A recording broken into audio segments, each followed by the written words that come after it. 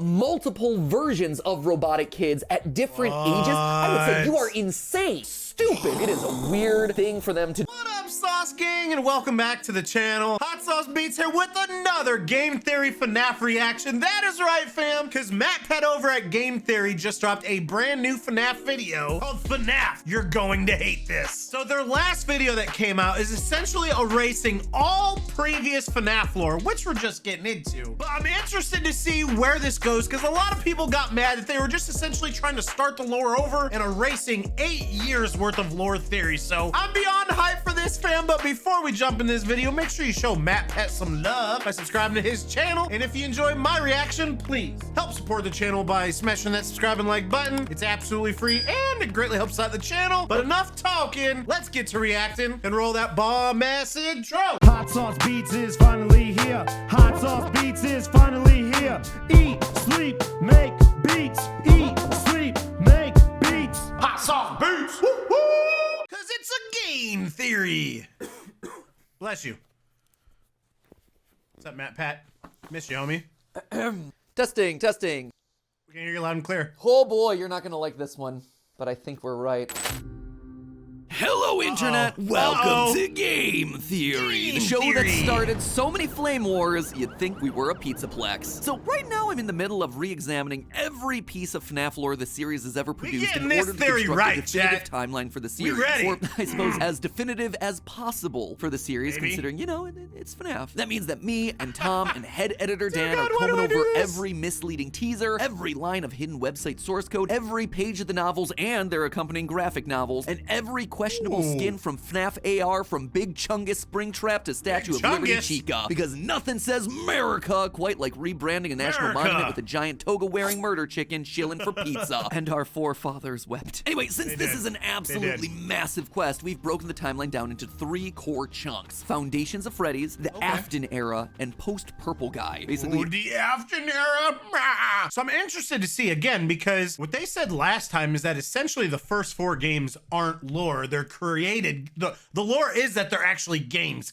So I'm interested to see what corrections we're gonna find out. What they think is lore and not lore. Let's see. Everything that happens post Springtrap getting torched in FNAF 6. And while that timeline theory is still in the works, we've already made some discoveries. Some big and some small. And it's one of the bigger ones that brings us here today. You see, as we were rewatching all the cutscenes from FNAF 6, we heard this line from the completion ending of the game. Thank you for your participation. There is no need for you to return to work next week, as Fazbear Entertainment is no longer a corporate entity. Oh sure, everyone remembers the whole keep the devil waiting bit during that ending, but all of us tend to forget what comes after the fire. An acknowledgement that Fazbear Entertainment is no longer a corporate entity. When Henry dies in that fire, the game makes it clear that the company dies with him. But that doesn't make any sense knowing what we know now. In FNAF VR, AR, and Security Breach, Fazbear Entertainment is alive and still very much running. In fact, the company seems stronger than ever, building a giant mega pizzaplex that towers over anything the company's ever done before. So what gives? I mean, maybe they just got like some new investors, some new backers, like, you know, Elon Musk. Bruh, is that what this is? Elon Musk? Does Elon Musk own FNAF? The dissolved company can't be going around making new games, and they certainly aren't building new 80s inspired animatronics. I mean, they are. All of it seems to imply that someone restarted the company between FNAF 6 and FNAF VR. And it was that single, simple observation, my friends, that led us down a rabbit hole I believe may have solved another core part of Security Breach's endlessly frustrating story. First, we wanted to prove to ourselves that this corporate restart was a real thing. Throughout the core gameplay of FNAF 6, if you buy and display animatronics with a high liability rating, you get a chance to experience a fun little mechanic known as being sued. You go through these lawsuits and decide whether to pay a lawyer to fight for you or just pay the listed amount to settle the case. It's a fun, quirky gameplay mechanic that fits with the humor of the franchise. However, practice getting sued? Bro, that is hilarious. There's a detail within these lawsuits that's important. If you take a look at the names at the top of each lawsuit, you'll see that the defendant is listed as Fazbear Entertainment, Inc. Those last 3 letters are important. That I and C there means that Fazbear is an incorporated company. It means that Fazbear Entertainment has shareholders, people that own stocks within the company. There are also 2 different types of corporations, S-Corps, which tend to be smaller, and C-Corps, which tend to be bigger. Trust me, you don't really want to know any of that, nor do you need to know any of it for this theory. I just bring it up because it's knowledge that Steph and I have accumulated over the last decade of doing this work as business owners. It's knowledge that you don't don't want in your head, dude? I see why you guys are saying this game has driven Matt Pat and Markiplier both crazy, dude. You can't understand it. You just gotta be there. You just gotta be there for the ride, and hopefully you pick up some stuff along the way. And I just wanted it to be validated at some point in my life. Anyway, useless business information aside, as we hear at the end of FNAF 6, Fazbear Entertainment Inc. has been dissolved. Fazbear Entertainment is no longer a corporate entity. We can assume that Henry, in his final act before sacrificing his life, dissolved any and all ownership remaining in the company so it would die with him, which is why it's so weird that suddenly it's back. And not just back, but back in a completely new form. Elon In Security Musk. Breach, if you check out the Balloon Boy arcade cabinet above the daycare, on the title screen you'll find that the copyright is now owned by a brand new company, Fazbear Entertainment, LLC. Again, those last three letters there are important. They stand for Limited Liability Company. Basically, it means that the owners of the business aren't shareholders, but rather one or a small group of There's no individuals stocks. that can't be held responsible for the debts of the business. For instance, if the Fazbear business took out a small loan of $1 million but couldn't pay it back, the banks couldn't then It gets rid of all liability, chat. No more lawsuits, people die, stuff like that. Okay, so they changed it from a incorporated to limited liability. approach Henry or William's personal money demanding repayment. LLC members also aren't usually responsible for the co-owner's negligence or wrongdoing, which again, knowing the history of this company is going to be a better business arrangement. Most importantly of all, though, LLCs tend to be smaller, held by one or a few individuals rather than a collection of shareholders. And this actually explains a lot. If you go for the Afton ending of Security Breach, you go down the elevator only to discover the FNAF 6 pizzeria underneath the whole thing. Try explaining that decision to your shareholders. We're just gonna build our new mall on top of that old burnt down pizzeria. That'll rake in the big bucks. How about the fact that we get messages on the Fazwatch from building contractors concerned about building a giant mall over the equivalent of a sinkhole? Again, this doesn't feel like something you'd be able to do if the company had shareholders. It's a terrible and if the idea. business is owned by a single individual, they could essentially do whatever they wanted. They don't. So is it Glitch Trap, right? Is he back, because he's a virus, so he can't technically die? So did he like get into the internet and recreate Freddy Fat and maybe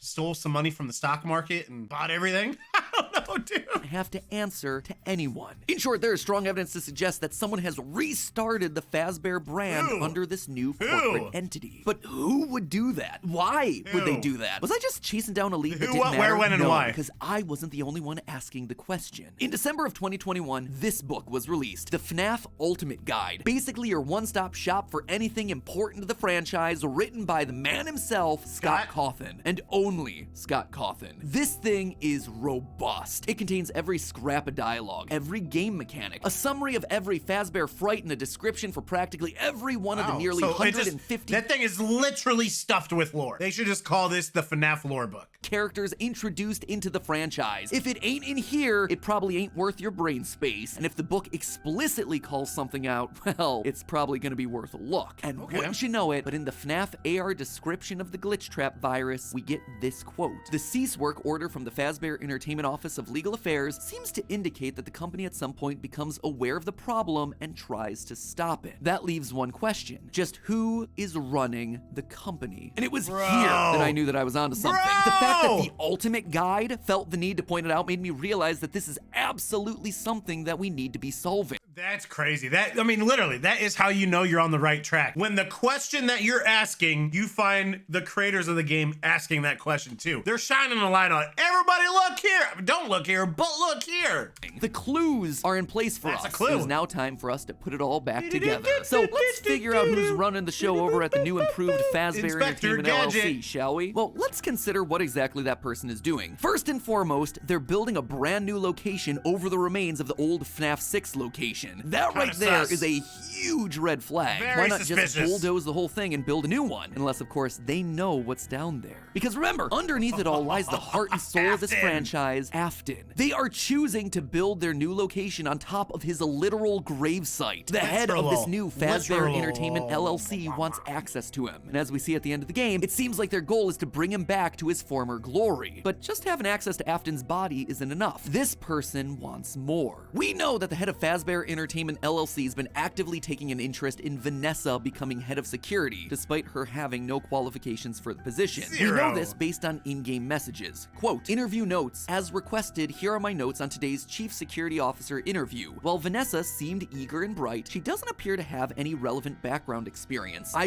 realize the recommendation came from the top, but we need someone who's run security for a facility of this scale. I do not recommend her for this position. Based on this email, Vanessa should have never gotten the position, but note that it's marked for deletion. Someone wanted to hide the poor interview performance. Someone at the top. In yet another email, we see this. Quote again, new hire summary, head security guard, no prior qualifications, internal reference, name withheld. The person putting Vanessa forward for the job is trying to stay anonymous. But hold on, why would someone want to hire Vanessa despite her limited experience? Well, the only really special thing about her is that she's possessed by glitch trap. So if someone's trying to bring Afton back, preserving his body underneath the Pizzaplex, it makes sense to get someone into the Pizzaplex who houses the only other part of Afton that remains, his consciousness, in the form of the glitch trap virus. But who would possibly want to bring a serial killer back to life? I mean, think about what this person has done. They've started an entire company. They've hired third parties to scan old circuit boards. They've rebranded the franchise, built a mall, and then doctored emails to hire someone, all in an effort to resurrect Afton. Who would do that? Who would go to that level of extreme? Can't be Vanessa. She can't hire herself. Can't be Michael. He's always trying to get rid of Afton. Can't be Henry. He dissolved the company in the first place. Can't be Gregory because he's trying to destroy the animatronics. But there is someone it can be. I will make you proud, Daddy. The only person who would be that motivated to bring Afton back to life. The one person that through all of the games they've appeared in has been on Afton's side wanting to keep his vision alive. That's right, ladies and gentlemen. I submit to you that Elizabeth Afton is the one. She's dead though, isn't she? Right?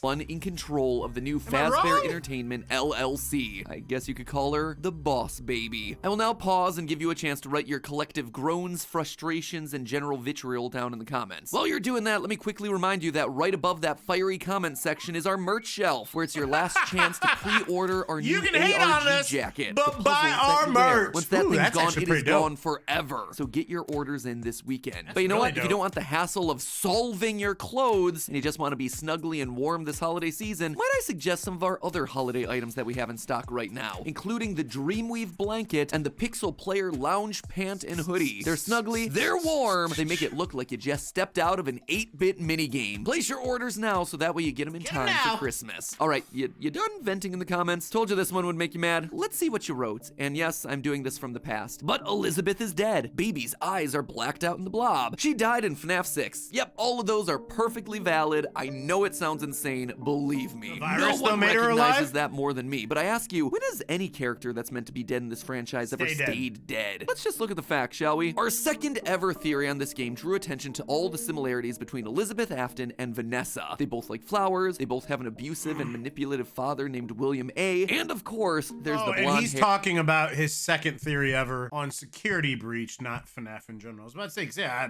I didn't see that. And green eyes. However, we've never been able to actually figure out how these two characters are connected beyond them just being similar. Could it just be another instance of this franchise doing what I like to call pulling a Jeremy? That's using the same detail multiple times just to confuse us. But you see, there's a bit more that's suspicious about Vanessa. There's one thing that me and every other theorist out there has been scared to tackle in this game, and it's this. Security Breach's fire escape ending. In it, Glamrock Freddy yeets Vanny off the top of a burning pizzaplex, sending both of them to their death. Gregory pulls off the Vanny mask to reveal that it was Vanessa the whole time! A twist that surprised literally no one. Except after the credits, we pan up to the roof to see security guard Vanessa looking down as the building burns around her. Excuse me, what? Two Vanessas? Everyone just kind of collectively hand-waved this away. It must be a hallucination. Maybe it's her spirit still trapped in the pizzaplex. Or maybe, just maybe, Vanny and Vanessa have always been two separate individuals. Two twin sisters. Hold on. In Security Breach Fury's Rage, we get VR sisters. That's one of the bosses in Fury's Rage. And I think it could be possible that... Dude, look at this collective. Look at this collective of FNAF right here. Bruh. The sisters, maybe Vanessa went to go save her other sister after being taken over by Glitch Trap. Recently, a new theorist has entered the ring with some pretty interesting things to say about Security Breach. John from the YouTube channel Fnaf. And while I was busy coining the catchphrase, music Music Man! He was busy in his corner preaching the gospel of the VR sisters. Remember them? Of course you don't, why would you? So let me refresh your memory. In case you've forgotten, Security Breach got delayed a lot. I mean, a lot. And at one point, Scott Cawthon, worried that the fan base would be upset about the repeated delays, decided to release a short little meme game to tide us all over. A beat-em-up title called Fury's Rage. Fury's Rage! When they find out that I have to delay the game again, they're gonna kill me. What am I gonna do? I'm just gonna make another game! I know. I'm gonna make another game! I'll make a game for them. 4 straightforward levels with a secret boss at the end, punching through waves of the franchise's most forgettable enemies. Freddy Frostbear, Clown, Springtrap, Radioactive Foxy, El-Chip. And the rest of the enemies are just variations of Chica, the Puppet, Mangle, Baby. As for the bosses, most of them are jokes. Sure, you've got Vanny, but there's also Mega Brow, which is just Brow Boy from Fnaf World. There's Soul Brawler, which is a reference to one of Scott's earlier game characters, Soul Dozer. And the secret final boss of the game, Dreamgeist, basically a giant troll about fan theories. And yet, in this game full of memes and tongue-in-cheek references, there's one set of characters that don't quite fit. The first level's boss, the VR sisters. They're the only truly original characters for this game. Literally everyone else you can point to and understand what the reference is. Now that is weird. Why would Scott put the time and effort into designing them, coming up with a name, and purposely putting them in there for us to look at if they weren't important in some way? With Vanessa being taken over by the glitch trap virus in FNAF VR, makes sense for this to be in relation to her in some way. She's a VR sister. And then her having a twin sister would explain why there could be a second Vanessa at the top of a burning building during the So ending. that's who What is it hired? that That's John's who's been running? saying lately in his theory vids? Need more proof? Yeah, I do. You probably do too. Luckily, I So I'm guessing where he's going is that he's saying the twin Vanessa is the one that's running this, and that's how the other Vanessa got hired, right? have it for you. Once you get to level 4 of Fury's Rage, you find yourself in some sort of factory surrounded by conveyor belts and magnets holding up humanoid robot torsos. Animatronics. In the end, you fight Vanny and the game ends. But wait, before you get to the boss battle, there's one very crucial detail in the level that everyone overlooked. An orange pod with a female figure sitting inside. I've seen enough sci-fi to know that that right there is a birthing pod, and the figure inside looks an awful lot like Baby from the Fourth Closet graphic novel. That's right, friendos, it's time once again for everyone's favorite segment. MatPat uses the lore of multiple FNAF books to explain parts of the game that make no sense. In the Fourth Closet, Everybody Baby's hates it. origins take a weird turn. She's actually a robot built by Henry to help replace his daughter Charlie after her death. You see, Henry creates a robot for each stage of his daughter's life: toddler, child, teenager, and finally adult. In his mind, this would allow her to grow up with everyone else around her. And this gave us our first confirmed instance of robot kids being a thing inside of the series. Robots that are capable of bleeding, eating, feeling cold. And here's the Terminator? weirdest twist of them all. Terminator? Baby is the final adult form of Charlie, which, let's just say I have some strong feelings about. People hate when I talk about the books. The books tell you the rough guidelines or rough rules of the universe. When you look at the books and there's this repeated thing of creators building robot kids, okay, well, apparently that's fair game. And then to take it one insane logical step further and say, not only are they building robotic versions of kids, but multiple versions of robotic kids at different ages, I would say you are insane. That's so stupid. It is a weird thing for them to do, and it challenges realism to such an absurd degree. Yeah. That you're like, yeah, and no one's noticing that this person that they're interacting with and that bleeds. Again, because they bleed in the books, that bleeds, no one is noticing that this person doesn't age, but is still also eating in order to survive, but is also like perfectly passable as a human in every other way, shape, and form. That's crazy. And then the books layer on, and it's also Baby, who is a robot clown. And you're like, that's so stupid. I feel like no wonder people think that the theory... Literally, like... It's just insane to see how much FNAF lore has gone like deep inside people's brains and just drives them crazy, like literally crazy, bro. that we produce are insane, because it is, but we're just telling you what the books say. Welcome to the books, I guess. What's also It's a book theory.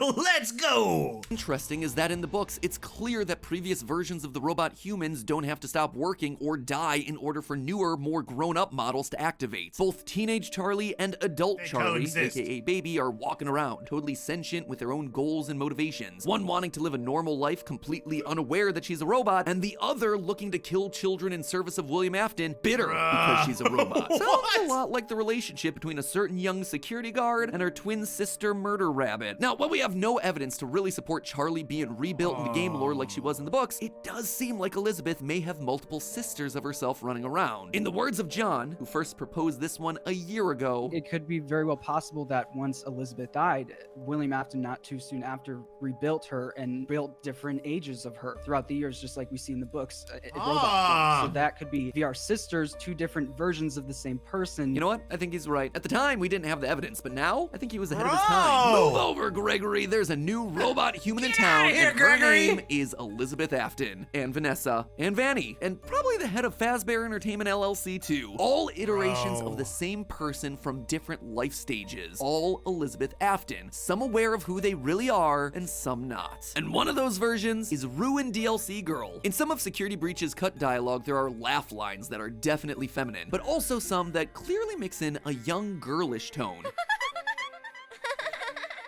Hear that last one? Different Clearly versions of there's her. a childish girl laugh with a bit of a British accent mixed in there, exactly like the voice of Elizabeth from Sister Location. Sites like the Cutting Room Floor attribute these as cut Vanny lines, which makes sense considering that there aren't many human females in the game, but that laugh seems awfully young for Vanessa, or Vanny. And that's not all. Going back to Fury Rage, notice the shoes on the VR sisters, specifically the cool purple sneakers. I could have sworn get your that they had pumps matched on. the design of the blonde girl's light-up sneakers in the Ruined DLC poster, but upon closer inspection, yeah, it was close, but not strong enough of a match for me to call it out in a theory. Dead end, right? No. They're Notice just matching. the two colors on those shoes, red and purple. Very specific shades of red and purple. And what's the coloring of our two VR sisters? Red and purple. Seems that maybe, just maybe, this blonde girl is also part of the Elizabeth sisters. Dude, So that would what? actually give us our 4 closets. Baby, the original, young girl Elizabeth in the Ruined DLC, Vanessa, the 23-year-old security guard according to the Fnaf AR emails, and Vanny, who, you know, just might be slightly older. Her being a robot would also explain how she survived a massive fall from the top of a pizzaplex without being totally disfigured. Personally, I think this would actually be a pretty cool idea, having all the versions of Elizabeth come together. This child, Vanny, Vanessa, maybe even the original baby would show up. Then it's like the Spider-Man meme. They're all pointing at each other like you.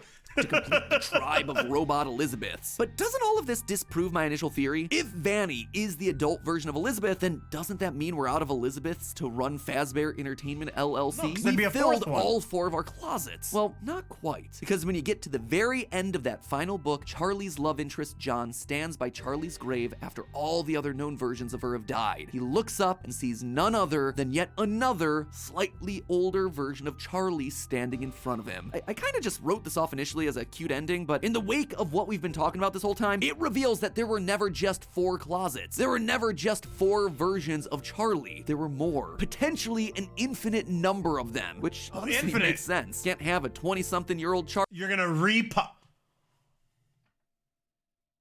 Bro, hear me out. Hear me out. What if Mr. Afton is trying to populate the whole world with his daughter? Huh? I know it's crazy, but so is this lore. Charlie So looking is 20 everything forever, she related to too would FNAF. need to age up to look like a woman in her 30s, her 40s, her 50s. This idea is also shown in Fury's Rage. While the VR sisters are the first bosses, after you defeat them, they become regular enemies during the 3rd level. There are dozens of them that come out to attack you, one after the other after the other. New ones being built to achieve their purpose. Other bosses don't do that in the game. And in stage 4, those humanoid robot torsos hanging from the ceiling, they look a little bit more on the feminine side to me. Robot women being built by the boatload, ready to replace the ones that we destroy, be they VR sisters or security guards or murderous rabbits. And at the top of the food chain is an older, wiser, more vengeful version of Elizabeth pulling the strings, looking to bring her family of puppet robots master? all back together to the same place. I suppose you could say that that makes the Pizzaplex the true sister location. But hey, it's just a theory. A game theory. Thanks Let's for go! watching. go. Holy cow, Batman, was that a lot to unpack? I don't even know what to think about that, dude. Like, I mean, because then it really brings up the question, like, how many are there? And I feel like that's kind of like one of those theories that's almost like a cheap way out, because it's just like, no matter if you kill one, they always keep coming back. There's always more. It also leads me to wonder if one of them is the head of the new LLC. Like, is that the first one? Is that the original one? Is that one more special than all the others, or are they all the same thing? But they're not the same thing, because he even said, even though this is a theory, that they all had separate entities, right? Different ideas, thoughts, some were aware, some weren't aware. But again, guys, you know I'm super late to the FNAF lore party. So I kind of like it though, because I feel like a lot of my lore theories haven't been tainted with 8 years of lore. So I like jumping in right now because it looks like all this lore is resetting. So I feel like my brain in regards to FNAF lore is a blank slate. So it could be painted with what's correct or not correct. Yeah, this is a doozy, fam. I mean, his last 2 theories have just gone completely 180'd and changed everything you know. So let me know what you guys think. Did you like this? Do you not like this? I think it makes sense. I think, again, he's finding these legit clues. If lore is asking a question, it's like them shining a light. Hey, look at this. This is a clue. And I think he's doing a good job of it. So let me know what you guys think. And don't forget, at least once a week, if not twice, we're watching more of Game Theory's old FNAF lore. So we are learning all of it and developing our own theory. And if you enjoy my reaction, please help support the channel by smashing that subscribe and like button. It's absolutely free and it greatly helps out the channel. Enjoy the rest of your weekend, and remember, it's eat, sleep, and make beats, and as usual, we cut it up. And that's all I got. Boom, I'm out. Got nothing but love for the sauce gang. Woo. Hot sauce beats. Woo, woo.